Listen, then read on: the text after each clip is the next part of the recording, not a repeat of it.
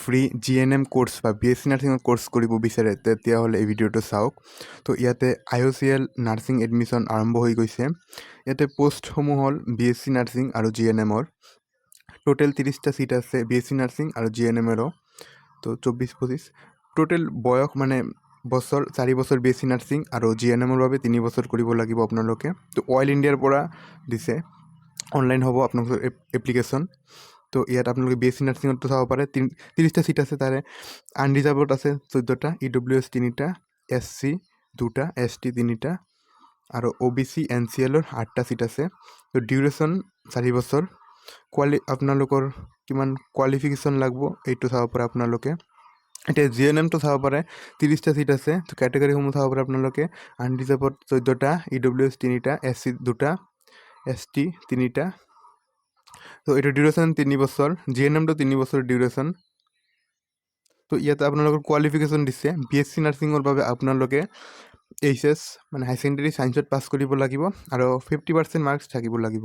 আৰু অথবা যদি আপুনি ST SC এইবোৰ হয় তেতিয়াহ'লে 40% মাৰ্কছ থাকিব লাগিব আপোনাৰ। আৰু GNMৰ বাবে আপোনালোকে কিবা হ'ব পাৰে, ছায়েন্সৰ হ'লেও হ'ব আৰু লগতে আৰ্টছৰ হ'লেও হ'ব। আপোনালোকৰ ইয়াত 40% মাৰ্কছ দিছে আৰু কি থাকিব লাগিব আপোনালোকৰ 40% মাৰ্কছ। তো আৰু এটা গুৰুত্বপূৰ্ণ কথা, এইটোৰ বাবে কেৱল ছোৱালীসকলে এপ্লাই কৰিব পাৰিব, ল'ৰাসকলে নোৱাৰিব। বয়সটো দিছে ইয়াতে আপোনালোকে চাব পাৰে 17 বছৰৰ পৰা 35 বছৰলৈকে। আৰু এজ ৰিলেক্সেশ্যন দিছে 5 বছৰ SC, OBC সকলৰ বাবে 3 বছৰ, PWৰ বাবে 5 বছৰ দিছে।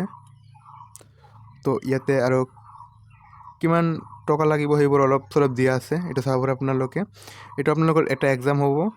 এক্সামটোত পাছ কৰিলে আপোনালোকৰ 30 চিট আপোনালোকে পাই যাব। ৰিজাল্ট দিব কেই তাৰিখে চাব পাৰে আপোনালোকে। এপ্লিকেশ্যন ছাবমিশ্যন আৰম্ভ হ'ব 10 জুনৰ পৰা, লাষ্ট ডেট হ'ব 10 জুলাইলৈকে। তো তাৰপাছত আপোনালোকৰ এক্সামটো হ'ব এইটো একে। তো এনেকুৱা আৰু ভিডিঅ'ৰ বাবে আপোনালোকে আমাৰ চেনেলটো ছাবস্ক্ৰাইব কৰি লওক। ধন্যবাদ।